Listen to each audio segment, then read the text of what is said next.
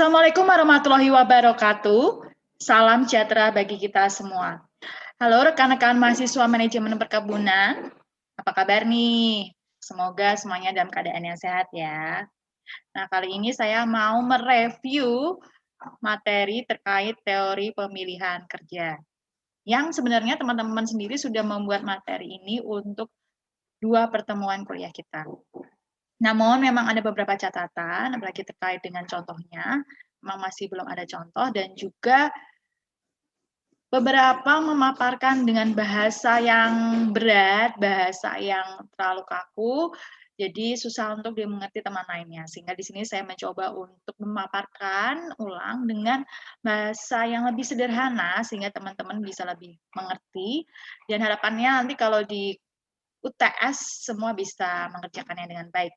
Baik, saya masuk di yang pertama ada teori Hopok. Sebenarnya apa sih kunci dari teori Hopok ini? Kuncinya adalah kebutuhan. Nih kuncinya. Jadi kemarin seperti yang sudah dipaparkan oleh teman di kelas 4B ya, kalau di kelas 4A saya lupa yang maparin siapa, yang di kelas 4B itu ada Fatin. Nah, kemarin ada yang terkait dengan 10 pemikiran Hopok untuk pemilihan kerjanya, dan sebenarnya inti dari 10 itu adalah kebutuhan. Jadi memilih kerja berdasarkan kebutuhan. Kebutuhan apa aja?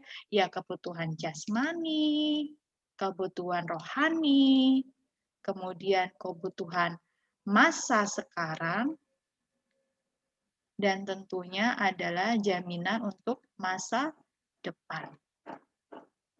Nah, apabila ini semua terpenuhi, maka orang tersebut akan memilih kerja tersebut dan bertahan di pekerjaan tersebut. Tetapi apabila merasa kebutuhannya tidak terpenuhi, maka orang tersebut akan berusaha untuk mencari, terus memilih pekerjaan yang memang sesuai dengan kebutuhannya, sehingga bisa berpindah-pindah pekerjaan. Contohnya saja nih, ada yang bekerja di industri perkebunan bagian riset dan development, bagian yang meneliti. Nah, ternyata kalau kerja di lab itu nggak enak, dibatasin. Istirahatnya terbatas, tidak boleh sering-sering keluar supaya steril laboratoriumnya. Bentar, ternyata azan ya teman-teman, saya pause dulu sebentar.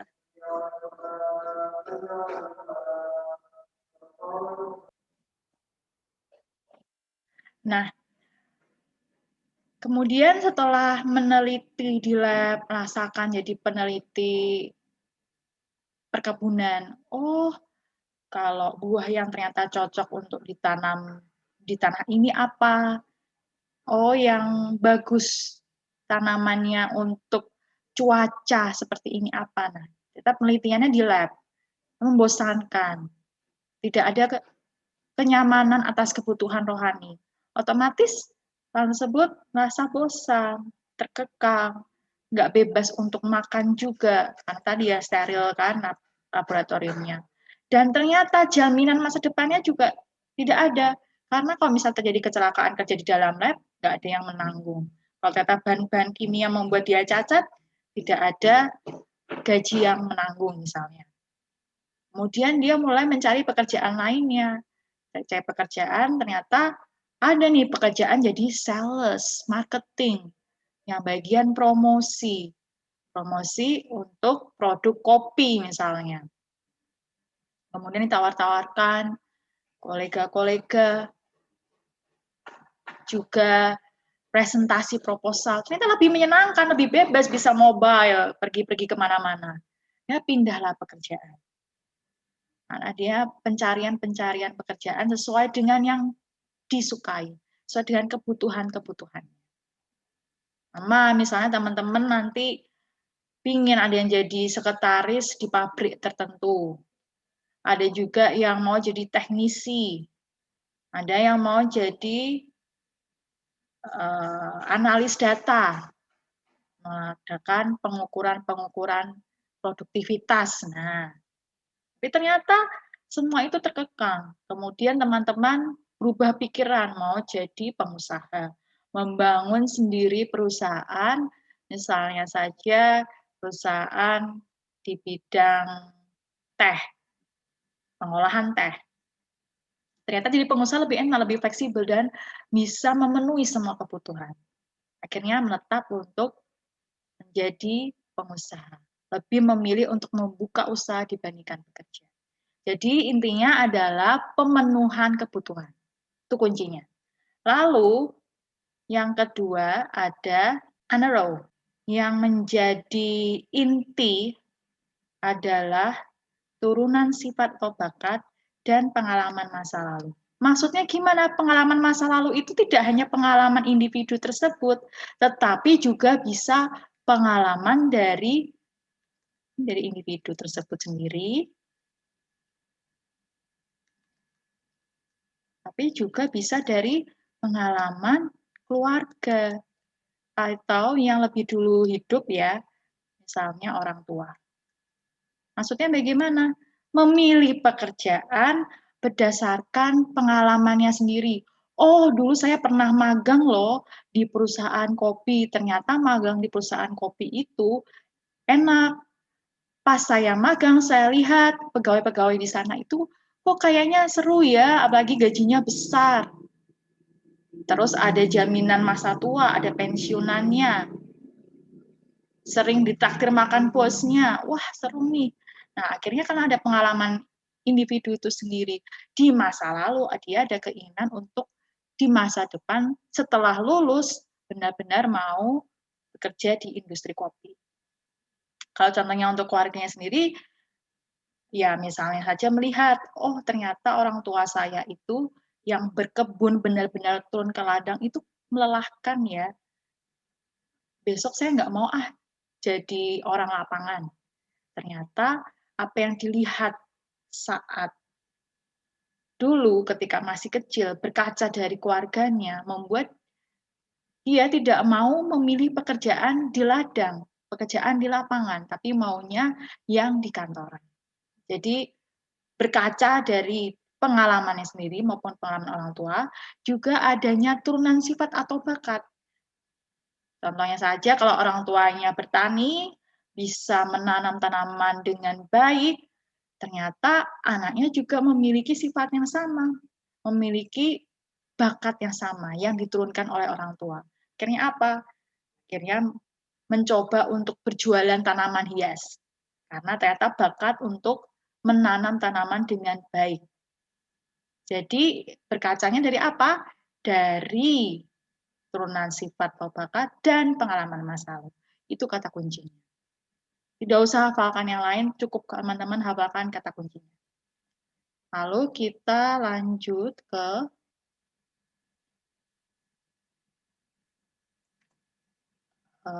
yang selanjutnya, teori Hare and Kramer. Nah, ini kalau teori Hare-Kramer itu ada 5 kelompok individu dalam memilih pekerjaan. Berdasarkan ya teman-teman bisa lihat, berdasarkan yang pertama, berdasarkan trait and factor, sifat minat bakat yang diturunkan, ini hampir sama dengan yang Anero tadi. Jadi kalau misalnya orang tuanya berbakat dalam menanam, dia ada kecenderungan untuk memilih pekerjaan sesuai yang diturunkan oleh orang tuanya. Oh, saya juga mau berjualan tanaman hias, memilih pekerjaan yang berhubungan dengan menanam tanaman. Ada bakat di sana, ada minat di sana, ada sifat dari orang tua yang diturunkan. Kemudian yang kedua adalah sesuai dengan informasi yang ada di sekitar. Jadi ada omongan-omongan dari tetangga, dari teman. Nah, masukan-masukan informasi itulah yang membuat dia memutuskan untuk memilih pekerjaan tertentu.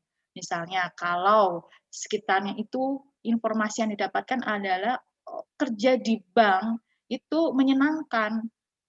Akhirnya dia memutuskan untuk memilih bekerja di bank daripada bekerja bertani mengikuti orang tuanya. Karena apa? Ada informasi yang dia dapatkan. Adanya sharing-sharing pendapat dengan temannya yang ternyata itu menjadi informasi. Kemudian ketiga adalah sesuai dengan faktor sosiologis. Contohnya bagaimana? Kalau dia terlahir di lingkungan yang sosialnya itu rendah, misalnya ekonominya menengah ke bawah. Rata-rata dikelilingi oleh teman-teman yang hanya lulusan sampai lulusan SMP atau lulusan SMA saja, otomatis dia memilih pekerjaan yang ada di lingkungannya sesuai dengan sosialnya. Ternyata sosialnya sebagian besar rata-rata di masyarakatnya pada bekerja hanya di bengkel, hanya bekerja bercocok tanam atau bertani. Dia pun akan mengikuti jejak itu sesuai dengan yang ada di sekitarnya. Ikut ke bengkel, atau ikut hanya berjualan di rumah, berjualan kelontong kecil-kecilan. Atau bisa juga pergi ke ladang bertani biasa. Namun, ketika berada di lingkungan yang baik, di lingkungan yang memang rata-ratanya berpendidikan, dia pun ada kecenderungan untuk memilih pekerjaan yang serupa. Maksudnya bagaimana? Kalau sekelilingnya berpendidikan, sekelilingnya manajer, dia pun memilih pekerjaan yang setingkat itu, yang sama-sama pegawai kantoran, yang minimal menjadi manajer.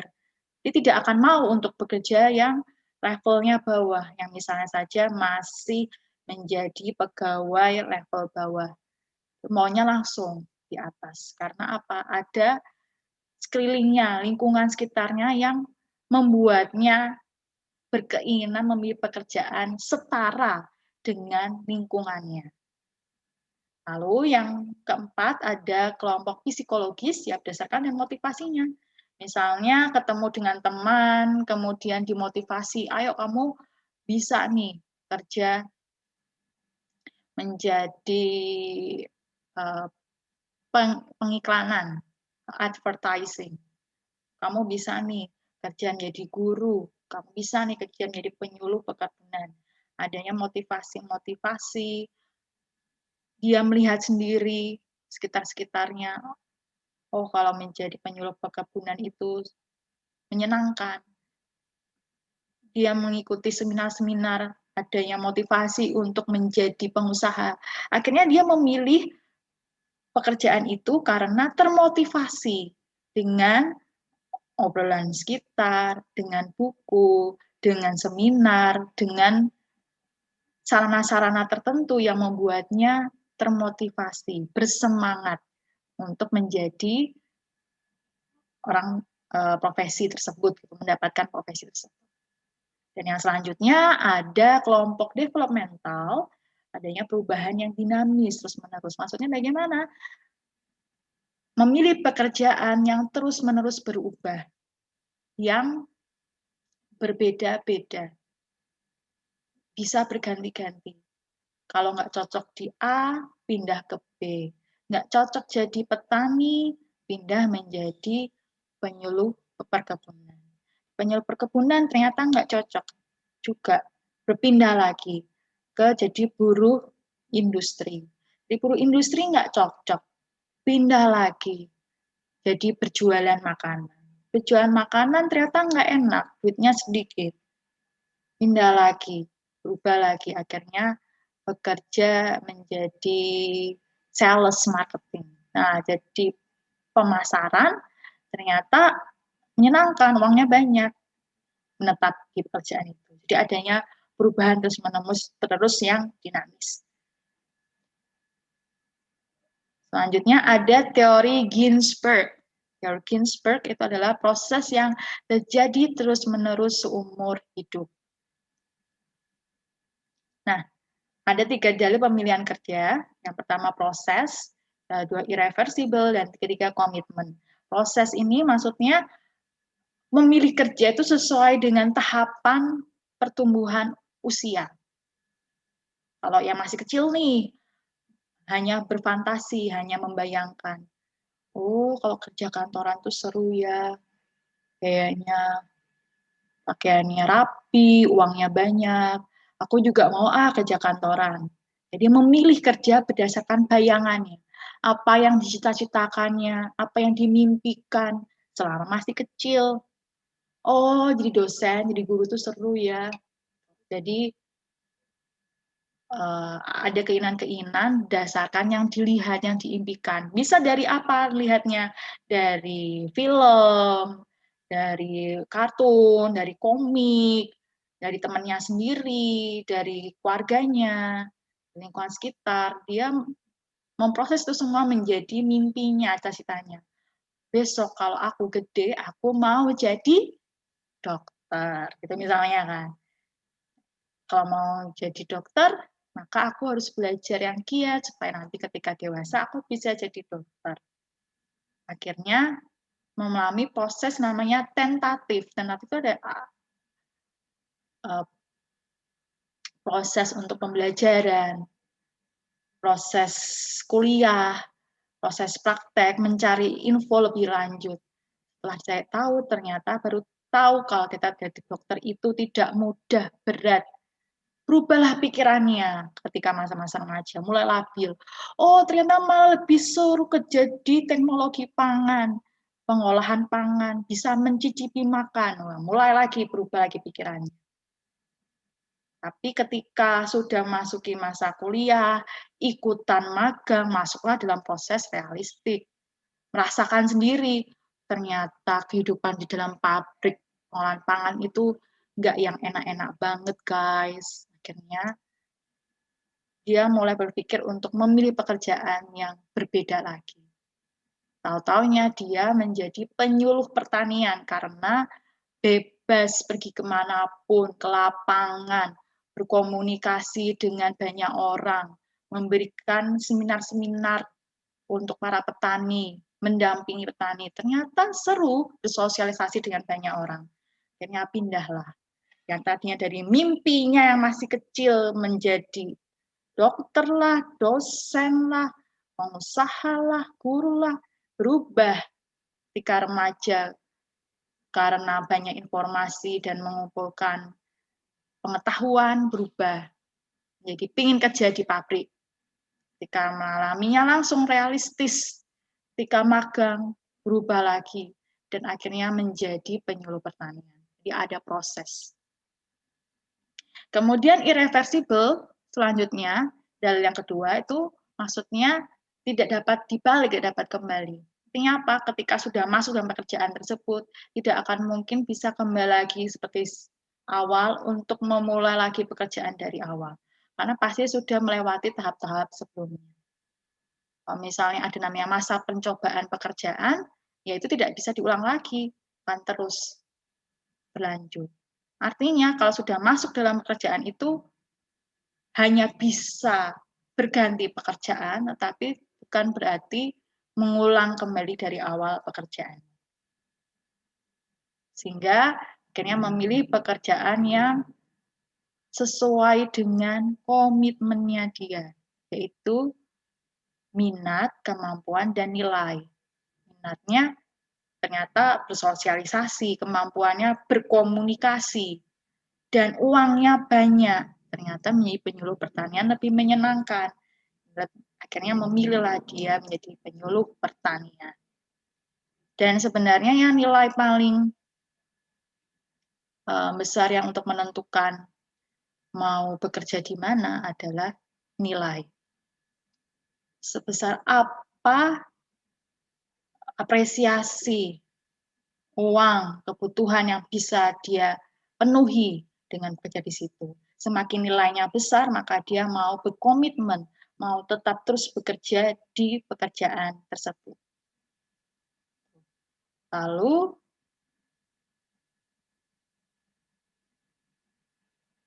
kita lanjut ke teori kelima, teori Holland. Nah, ini baru yang sesuai dengan kepribadian dan lingkungannya.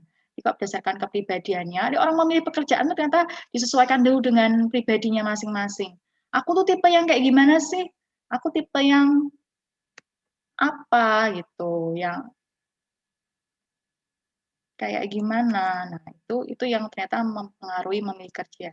Maksudnya gimana? Yang realistis nih, yang pertama, berdasarkan benda-benda hal yang jelas dan nyata. Bisa dirasakan, oh bendanya gede, real, jelas, nyata. Jadi apa? Jadi teknisi di industri. Jadi kalau namanya industri perkebunan pasti tetap ada mesinnya, apalagi yang bagian pengolahan. Nah, ini dia bisa jadi yang kalau suka dengan hal-hal yang jelas, nyata, ada bendanya, bisa dilihat, dia bekerja di bagian itu, khususnya bagian teknisi, operator. Nah, kalau investigatif, ya melakukan sesuatu yang eksploratif, penyidik, mengamati, hal yang tidak monoton atau diulang-ulang. Contohnya bagaimana? Melakukan penelitian lapangan, menyelidiki tanaman apa yang cocok di lapangan halaman A, lapangan A, tanah tandus, tanah basah, tanah gambut, bagaimana tanaman yang cocok di pegunungan, gunungan kapur, daerah dekat sungai, lakukan penelitian penyidikan. Dan karena adanya perbedaan cuaca, atau tipologi, geografi, itu yang membuat jadi semangat untuk melakukan penyidikan, melakukan pekerjaan. Dan akhirnya dia memilih untuk menjadi peneliti perkebunan di lapangan. Jadi bukan yang di lab, tapi penelitian di lapangan. Yang akan selalu ada perubahan, ada dinamikanya. Tapi kalau yang di laboratorium juga mungkin bisa terjadi apabila memang pekerjaannya tidak monoton. Misalnya hasil dari lapangan diteliti di dalam lab ternyata berbeda-beda, nah itu bisa kerja juga. Kemudian artistik, memilih pekerjaan karena memang karakternya, kepribadiannya, aku suka sesuatu yang seru nih, suka sesuatu yang berhubungan dengan seni. Contohnya kalau di dunia pertanian ya membuat website industri, website perusahaan, membuat poster penjualan makanan, membuat poster-poster yang berkaitan dengan perusahaan, membuat iklan. Nah, kalau misalnya yang suka MC, suka nyanyi, suka nari, ya bisa jadi bagian promosi perusahaan. Jadi memilih pekerjaan yang sesuai dengan karakter yang suka seni. Atau sekarang kan perusahaan-perusahaan juga banyak ada theme song gitu ya. Ada apa ya namanya kalau di sini tuh himne. Nah, ada lagu-lagunya nih. Nah, bisa juga membuat lagu perusahaan. Memilih pekerjaan yang sesuai dengan tadi kepribadiannya. Lalu sosial, sosial itu adalah yang suka berinteraksi, suka bersosialisasi, punya kemampuan berkomunikasi di depan umum. Nah, ini contohnya kalau di dunia industri pertanian ya sebagai penyuluh pertanian, sebagai orang yang berkomunikasi dengan banyak petani, kelompok-kelompok tani, atau juga bisa sebagai hubungan masyarakat, humas. Nah, bekerja di humas berinteraksi dengan perusahaan-perusahaan lain, berinteraksi dengan pihak-pihak lain untuk mendapatkan modal perusahaan. Nah, itu kaitannya juga dengan humas. Atau PR, public relationship, di hubungan, ya itu sebenarnya sama aja PR humas ya. Jadi cuma istilahnya dalam bahasa Inggris dan dalam bahasa Indonesia. Nah, kalau misalnya dalam jadi teman-teman jadi PR, jadi humas, memilih pekerjaan ini karena memang suka ngomong, memang suka berinteraksi dengan banyak orang. Ya, menjadilah bekerja sebagai humas perusahaan, sebagai penyuluh pertanian, bisa juga sebagai guru, sebagai dosen yang mengajarkan hubungannya dengan pertanian. Lalu enterprising, itu meyakinkan orang untuk memperoleh keuntungan perusahaan. Kalau meyakinkan orang ini, orang yang mungkin sifatnya suka debat, suka pokoknya yakinin temen lah, suka agak-agak sedikit memaksa, pemikirannya luas. Nah, ketika kepribadiannya seperti ini, cocoknya ada sebagai yang marketing. Kemudian juga bagian promosi, bagian sales, kemudian jadi pengusaha, pedagang. Nah, ini karena ada meyakinkan orang lain, kayak ngajak-ngajak orang, suka ngajak-ngajak orang, suka ya itu mungkin agak memaksa dikit ya. Ayo dong beli barangku. Jualan online nih. Ayo beli barangku. Ini barangnya bagus loh.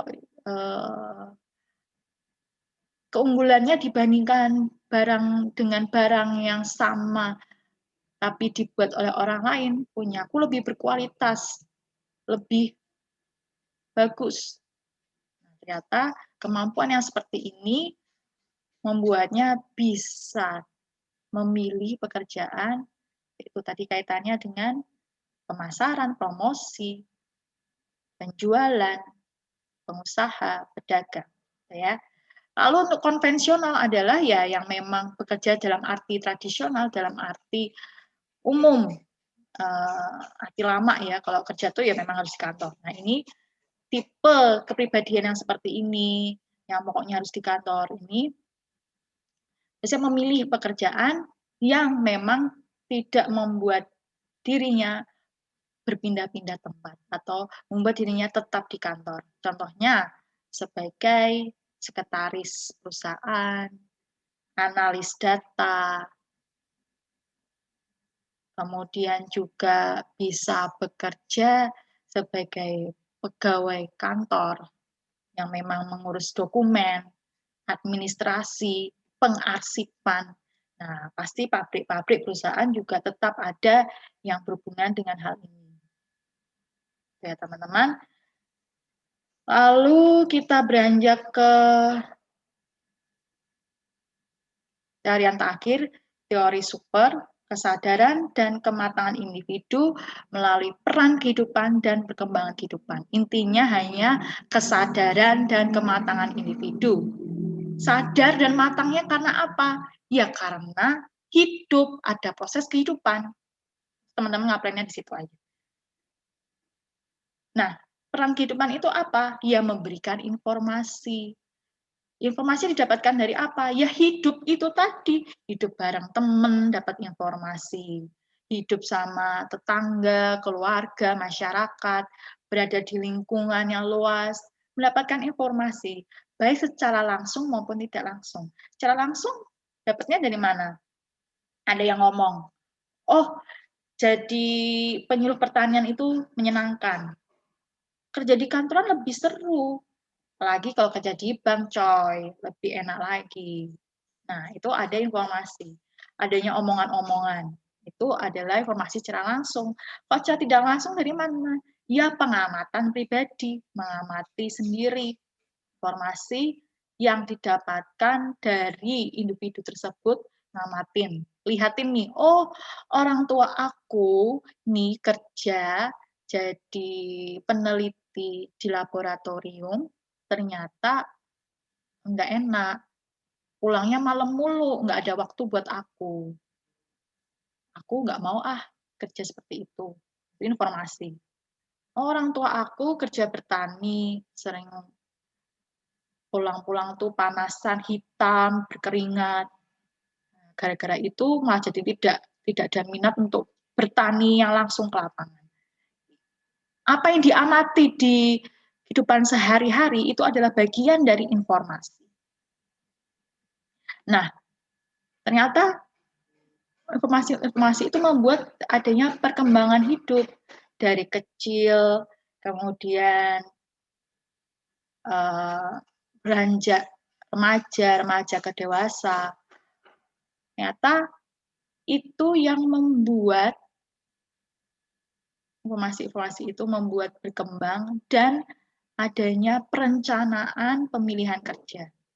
Aku kalau lihat dari informasi yang ada, habis ini mengamati dunia sekitar, habis cari tahu, habis belajar, habis praktek di sana sini, habis les di sana situ, di sini situ, habis kuliah, banyak magang di perusahaan, aku merencanakan besok aku akan berkarir dengan menjadi pengusaha.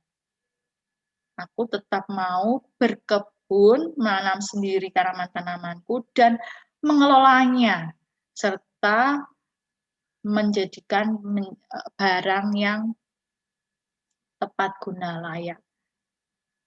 Aku besok mau berkebun lada, berkebun kopi, diolah lagi. Nah, adanya perkembangan kehidupan yang dapat dari informasi-informasi itu.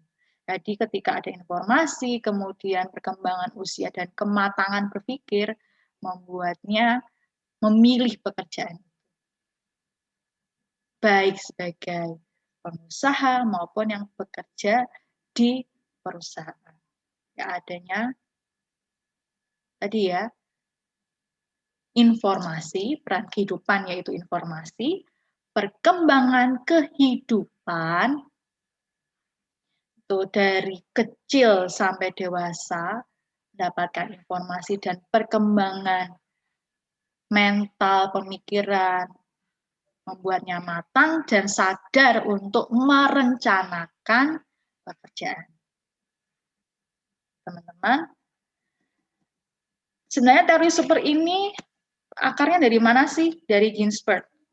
Jadi, adanya proses dari masa kecil, fantasi, tentatif, realistik, ternyata itu mempengaruhi terbentuknya teori super. Jadi teori Ginsberg ini adalah cikal bakal terbentuknya teori super.